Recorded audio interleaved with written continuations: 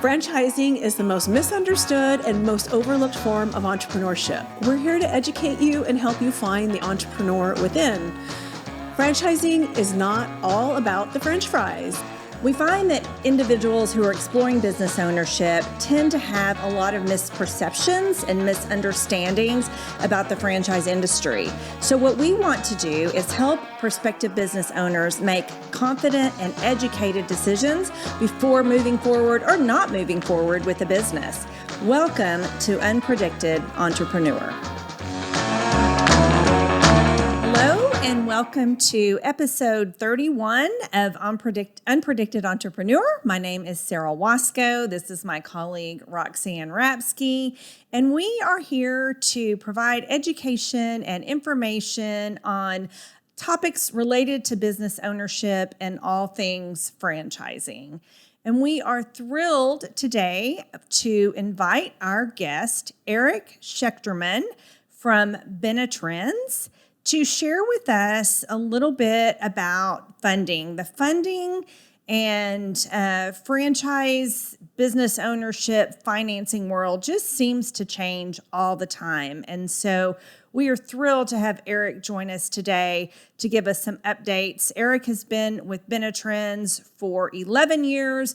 Benetrends has been in business for 35 years, and according to their website, helped over 30,000 entrepreneurs fund their business. So this is very exciting for us to have Eric join us today. Eric, welcome. Please tell us a little bit about yourself and your background.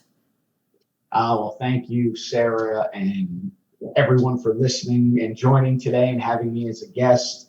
And Roxanne, of course, love working with all different types of audiences and helping people learn about the ups, downs, lefts, and rights of financing. And what's even more fascinating about it, it really wasn't even my background. I spent a lot of my career on the corporate side, traditional corporate America, working for a company, as a sales rep and a sales manager, and never knew what franchising was other than, where I would eat poorly on a day-to-day basis.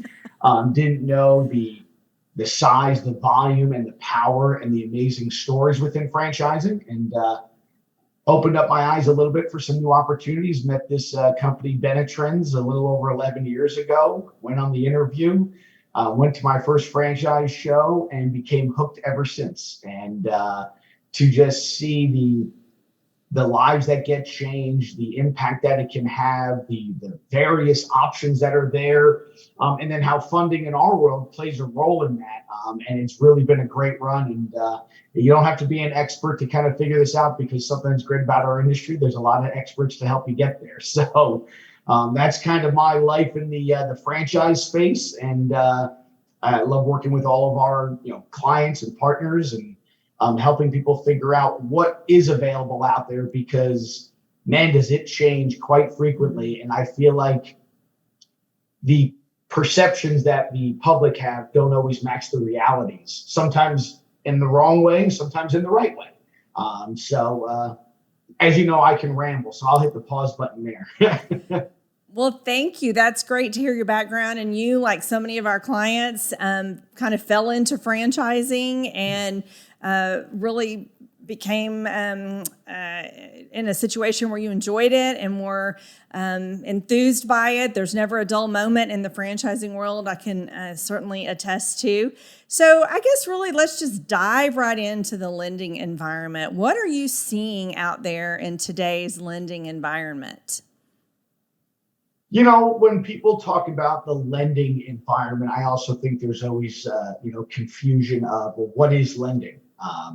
For me, there's ways to either take on funding by taking borrowed funds, whether it be through a bank or other forms of collateralizing assets. And then there's self-funding, and I think everybody sort of lumps it all together as lending. But when you're really talking about borrowing money, the thing that's on the tip of everybody's tongues is pretty much the SBA loan program. That has historically been the most popular route for entrepreneurs, small business owners, franchisees, prospective owners to secure funding to purchase a business. And it's fascinating to know how popular that has become but still with how many things people don't really connect the dots on. So it's always good to kind of give a little update on that SBA program. And number one, people not even knowing what the SBA is and isn't. So the SBA is obviously a branch of the federal government there to support and promote small business. And they do that through a number of different programs: business coaching, business support, entrepreneur guidance, all these different things. And one of those things is access to capital. And what's done through the SBA loan program is essentially the government is not lending the money to borrowers. They are going to the banks and saying, we want you lending money to entrepreneurs and franchisees. And in order to lessen your risk of doing that, we, the government, are going to guarantee the funds that you put out there up to a certain percentage. So it's not actually the government lending the money. The government's going to the bank and saying to the bank, we're going to back you on this loan. And now the banks can go out there and lend this money out. The reason I think that's important is I don't know if everyone understands banks are businesses, and businesses choose what type of business they want to run. Some banks like chocolate and some banks like vanilla. They all have their own little silos. And just because you walk into a bank and say, I want a loan for this franchise, and that bank says no, it has nothing to do with that franchise 9 times out of 10. They might not be in the franchise space. They might not be in small business lending. They might be in both, but they only focus on certain loan sizes. But that's not printed anywhere. It's not listed anywhere. So understanding that these are still banks that are doing these loans, but the SBA program has some really amazing aspects to it.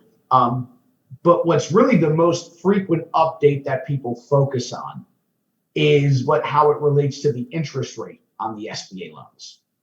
So obviously, I'm probably not the first person that's speaking to the audience or letting them know that interest rates are changing in different markets. It seems to be the only thing I hear about either inflation or interest rates and everything else. And while that's not fully inaccurate, this is where I was sort of talking about the perception and the reality side of things. So in the SBA world, in order for the banks to do these loans, the government tells the lenders that they can charge up to a certain interest rate on the loans. And usually that interest rate is capped at prime plus 2.75%. So it's always tied to that prime interest rate. Prime has now gone up to 5.5%. And most people will be listening and saying, yeah, they just keep going up and up and up. So I guess if you don't mind, I'll have a little fun with Roxanne and Sarah here. Can either of you tell me what prime was in August of 2019, the summer before COVID? No, but I have a feeling it was higher than it is today. And you're going to let us know that, right? Yeah, I have no idea. Let's just say it was pretty much exactly what it is today. Okay. So over the last 2 decades, prime has mostly been between 5 to 5.5. And 5.5 is where we are at today. The problem is that during COVID and also the last time during the housing crisis of 2008 and 2009, the Fed dropped the prime rate to 3.25. So yes, have interest rates gone up from 3.25? Yes. Are interest rates higher than they've been over the last 2 decades? No. But we're always victims of our most recent history. And someone's, well, it was 3.25 a year ago. Somebody getting a loan in the summer of 3 years ago was getting the same rate that somebody's getting now. And I think we got spoiled. Yes, exactly. And on top of that, I also always get fascinated of, all of a sudden we forget, simple math at times.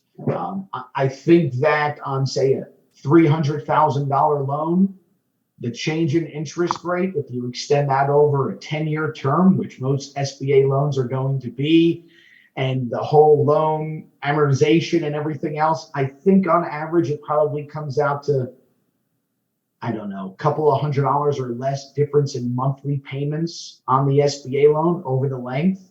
I'm sure in all of yours experience and in my decade plus, typically that's not going to be the game changer of whether somebody thinks it's time to go into business or not, is having their monthly payments on a loan change for a couple of $100 or even less. So yes, SBA loans are very accessible. There's greater appetites that are out there. I would say, so to answer your very simple question, which again, I warn you, I do ramble. What am I seeing out there? The lending environment is outstanding, but improving. Outstanding, but improving. Is that what you said? Yes, outstanding, but improving. There's a lot of good things that are happening, but there's still a lot of things that either need to still get better, or are the audience, the public that's pursuing these need to understand what these are and what these aren't. This isn't set it and forget it, send in a one-page application and boom, you're approved. It's not every bank does every loan for every business. And at certain loan sizes, they're going to want to take collateral or certain things like that. So they're not always the easiest, greatest things in the world. The SBA program for the right buyer that has the right assets is a great program that someone can utilize. But when you start looking at some of those interest rates and some of the collateral and the fact that some businesses may not match all the appetites of the lenders, it's not outside of the realm for people to look in different areas these days than SBA. And that's when you say the update. It's such a cyclical world. If you go back and pull any, speech or conversation I've given 3-4 years ago, it was get SBA for your first, get SBA for your second, and then go from there. And right now I've almost seen more of let me go get my business open without taking on the SBA debt. And then when I'm ready to go and open 2, 3, 4 and beyond, that's when I'm going back to the lenders, because now the appetites are even greater because I'm an existing business that's showing a track record. And there's probably easier ways or lower interest ways to get funding depending on someone's assets. But SBA is great. I just think people not understanding that it has its spot and place, and it's different for every business, every loan size, and every category. So, Eric, on that note, I want to dig in a little bit on what you're saying about the banks and their appetites, because I think that's one of the benefits to using an organization like Benetrends is that this is what you all do all day long, every day. You work with a lot of banks. So if I come into you and I want to open a nail salon, you know which lenders have appetites for nail salons, right? Or if I come in, like you said, and I want $150,000, you know which banks like those low or have an appetite for those lower loan amounts. So we always tell our clients, sometimes it's difficult when you're going into your own local bank because they might do SBA loans, but not for startups, only working capital. A lot of the times, a lot of them do, local ones do startups, but this whole appetite thing and having a whole menu of lenders to choose from, I think is one of the places that you guys excel. Yeah, it's the silos that I was mentioning before that these lenders go into. It's kind of what's made us even have a purpose in the SBA world. But fortunately for us, there's a big need for it because when you think about lending, people, most of their experience has been in buying a house. A house is a house. There's big ones, small ones, condos, single family home, townhouses. At the end of the day, it's still a residence. Someone's going to live there. All these businesses are different. Yeah. And that's really where the appetites change. And keep in mind, SBA loans go up to as much as $5 million and go as little as $50,000 in most cases. I promise you, the banks that do the $5 million loan is not going to be the same bank that does the $50,000 loan. Right. Yeah. The bank that helped fund the McDonald's is not going to help fund the business coaching individual that's driving around and helping small businesses. But they are all out there. The most fascinating part, Roxanne, is if I were to give you the names of the top 20 lenders in the core franchise world of SBA lending. And when I say core part of franchising, as I know the two of you know, but even in small business, forget even just franchising. Most small businesses more operate in that $300,000-$400,000 and under investment range. Right. There's small, there's big, but that's the healthy chunk. If I were to list you the top 20 lenders that probably put money out there in that space, you would think 15 of the banks' names I made up. Wow. It's not I'm driving up and down the street, let me stop it and get my loan at XYZ bank or this bank that we see having their names on stadiums and on the commercials. And these are pretend banks. I mean, these are banks doing multi-million dollars a year in SBA funding, but there's just so many of them out there. So yes, I always say we're the matchmaker. We're the match.com of the banking industry, for lack of better words. And, that's what we say about the franchise industry. We're the match.com of the franchise. So that and I use that example all the time, Sarah. I say, oh, you're working with Sarah. That's fantastic. She's helping you find the business that's the right fit for you and your family. And then I'm helping find the bank that wants to fund that opportunity. So we talked a lot about SBA lending and how it may or may not be the right fit for certain individuals. So if somebody decides against SBA or maybe is struggling to get a loan through the SBA, what are some other options out there for funding a business? Yeah, hopefully the team at Benetrends is not listening here, being that SBA is a big part of our business, and we even just acquired another group that helps us do this. But it's not uncommon for me to even say to people, you don't even need us. You have other options than SBA, and that just might be better for you. Forgetting if it's not qualified or it's not an option, they just might be better routes. And to me, funding is as much of an emotional decision as anything else. So what's right for one person might not be right for the other. I think too many people get hung up on what's the right way versus let's figure out what the wrong way is and avoid that. Because the right way might be 2 or 3 different strategies, and you just might go with the one that feels the best at the time. But in an SBA loan, on certain loan sizes, banks might require personal collateral, and usually that's going to be the primary residence. And well, if the banks that doesn't work in Texas because we are a homestead state, exactly. And keep that in mind in Texas.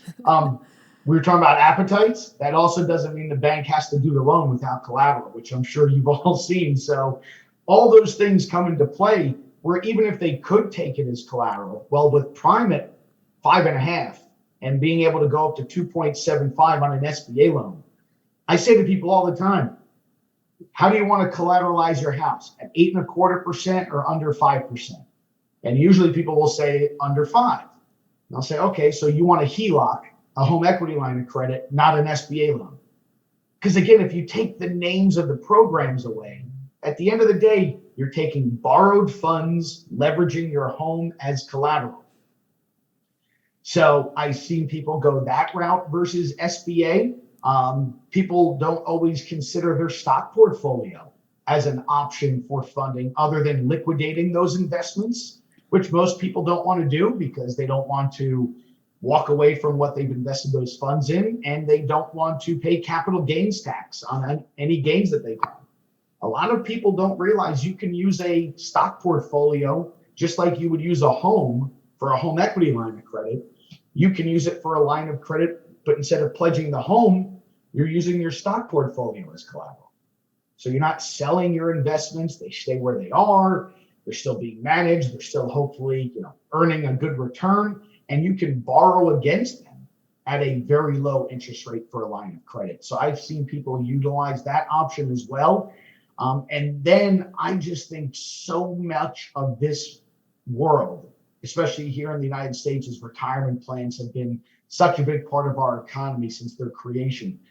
And people have so many tremendous assets there. that people don't realize the power behind their retirement plans when it comes to pursuing their own small business, either from how they can eventually avoid taxes down the road when they go to sell the business, or how to use those funds up front without having to pay any tax or penalty to fund a business. Those are some strategies as well that I'd be more than happy to kind of share more detail on. Yes, please do. Tell us about this crazy idea of using retirement funds to fund a business. Well, I appreciate your description there, because to tell you the true story, I guess it was March of 2011 when I was pulling up for my interview at Benetrends, who, oddly enough, Len Fisher, the founder of Benetrends, is the original architect of that retirement plan funding strategy. And when I pulled into the parking lot, I was literally looking for like a SWAT team on the roof, because I thought I was showing up for a sting operation. I'm like, this can't be real. I hear that a lot. It's been around a long time and people still look at us like we're crazy, like this can't be real. Or there's a catch. Right. And what's fascinating is not only remembering that day, but remembering that moment, because not only did I find out that it was real and not a sting operation and that there was no catch, was that I had the opportunity to meet with Len. And while I know all the details, ins, outs, left and rights about tax code and tax law and why this works and all these different things, to this day, the way Len explained it to me is still the way I explain it to anybody today. And I remember I'm sitting there across the table from Len, and he's interviewing me, and we're going over stuff. And he said, okay, Eric, so you worked in corporate America. I worked for a company named Cintas Corporation. For anyone listening that's wearing a work uniform, it may say Cintas on it. Very glamorous products, shirt, pants, mats, mops, and toilet paper. But so I had worked at Cintas for about 10 years, and Len said, okay, Eric, so you have your 401k at Cintas, right? I said, yeah. So let's, for argument's sake, say you have $200,000 in your 401k there. I said, okay, I'll go with that. And he said, so if you leave Cintas today and you come to work for Benetrends, or you go to work for Johnson & Johnson or some other company, obviously when you leave your employer, you can do a couple of things with your retirement plans, right? You can roll it over to an IRA of my own that I have set up, or at my new job, provided they have a company retirement plan, I could roll it into their plan. And as hopefully all the listeners and everyone today and I learned, obviously when you do that, you never pay any taxes or penalties to move those funds from one plan to another. So I'm sitting there just nodding along with Len, and I'm like, okay, great, groundbreaking stuff here. You haven't taught me anything I didn't know. So then he says, all right, Eric, now that you get that part, while you're at Cintas, when you log into your employer's plan, I assume you had different types of investment options within your company plan. You could buy stocks, bonds, mutual funds. And again, I'm just nodding along thinking, I asked this guy, how does rollover funding work? And he's telling me about stuff I already know. Like, yes, I have a 401k where I can buy stocks and stuff. And then he starts to ask me a couple more questions where my brain starts to switch a little. And he said, okay, Eric, did you have the option to buy stock in Cintas through your retirement plan there? And I said, yeah, actually, it was one of the things that a lot of employees did. We were all excited for them. I probably had half of my retirement funds in there. So let's say I put $100,000 in Cintas stock through my retirement plan. And he says, okay, Eric, is it fair to say that your retirement plan now owns those shares of stock? And once again, I'm this cocky 30-year-old kid, sales guy that's like, wow, Len, of course I realize that. Yes, I now own however many shares I bought for that $100,000 that I invested my retirement funds in through the company. And he said, all right, wise guy, where did the money go that your retirement plan used to buy those shares? And I think I looked at him with a blank stare for about 45 seconds. And I said, wait a minute, that was real money? And he said, yes, that was real money. You don't get to keep both. Your plan got the shares. Who did you buy the shares from? Cintas. Who got that money? Cintas's corporate checking account. I didn't lend it to them. I didn't pull it out as a distribution. They didn't borrow it from me for sure. I got the shares, they got the cash. And that money is in their account to use in their business and day-to-day operations, however they seem fit. And then that's when I started to see the method to, I don't know if I would want to say madness or brilliance. And he said, Eric, people always say that, Benetrends and Len invented rollover funding. He says, actually, it's not accurate. I can thank the ERISA tax laws of the early 1970s. I was just the first to realize you don't have to be Apple, Johnson & Johnson, Cintas to do this. It just comes down to corporate structure and retirement plan design. So in reality, Roxanne and Sarah, all rollover funding really is rather than funding somebody else's business through retirement funds, which we're all doing when we're investing in those employers, we're funding our own. So you're really just creating a new company for your business that's operating your small business, your franchise, whatever it may be. And then you're going to have a retirement plan as part of that company, corporation, and organization. So you have your new company that has its own company retirement plan. Well, of course, as the owner and operator, you're going to be an employee of that company. So just like going from one employer to another, I can take retirement funds that are from previous employers, IRAs, things that are eligible to be moved, and I can roll those funds into my new company's plan that I'm participating in. And just like all those other rollovers, there's no taxes or penalties to move those funds. And once those funds are in that plan is set up and designed to allow different types of investment options. It can purchase stocks, bonds, mutual funds through like a Fidelity, Schwab, whoever, just like when we're in regular corporate world. But of course, what's one of the other investment options going to be? To buy stock in the company itself. So I can take that money and say, I'm going to roll over $100,000 from an IRA into my new company's plan, choose as my plan's investment to then buy $100,000 of shares of stock of my corporation. And through that transaction, my plan owns the shares of the company, and the money my plan used to buy those shares goes directly to the company's corporate checking account. It's not a loan. It's not an early withdrawal. There's no debt service on this money. That money is now pure pre-tax liquid for that company and business to use for any legitimate business expense, including salaries, franchise fees, working capital, etc. And that, in a nutshell, is how this crazy idea of rollover funding, that if that's crazy, then anyone that has money in their current employer through their retirement plan is doing crazy funding already.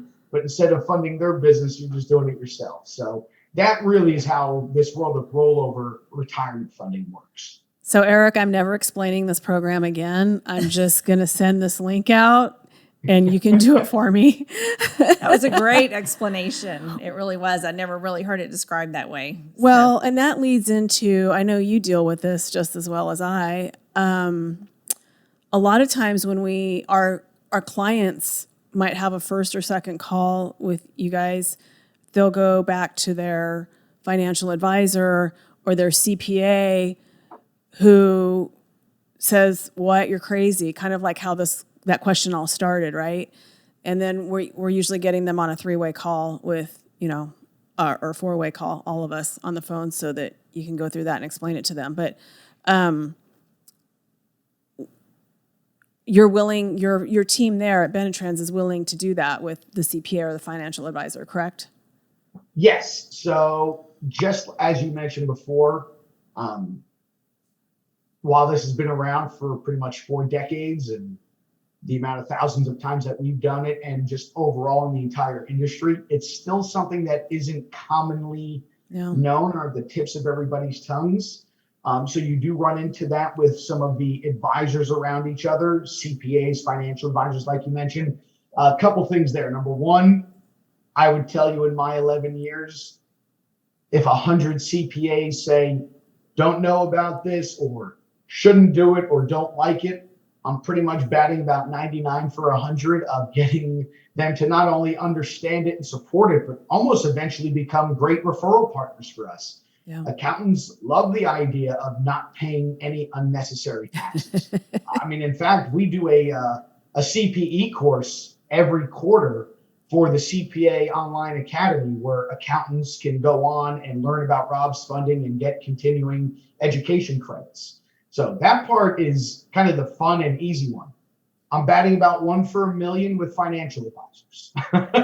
Yeah. And that's a little bit off. And that's not to say that anyone would be making advice for their clients that wasn't directly what's best for the client. But, keep in mind what, if you put the subtitles under, it's, I go to my financial advisor and say, that $500,000 that you're investing and managing and making a commission on, I want to take that out of what you're managing and put it in my own business.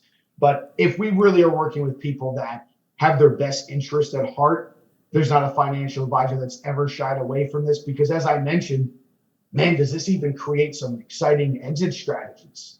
When people find out that they can use a retirement plan designed to minimize, if not eliminate, capital gains tax down the road, or they can set up health savings accounts within their corporation and have their healthcare covered and 100% of healthcare premiums deductible through the business.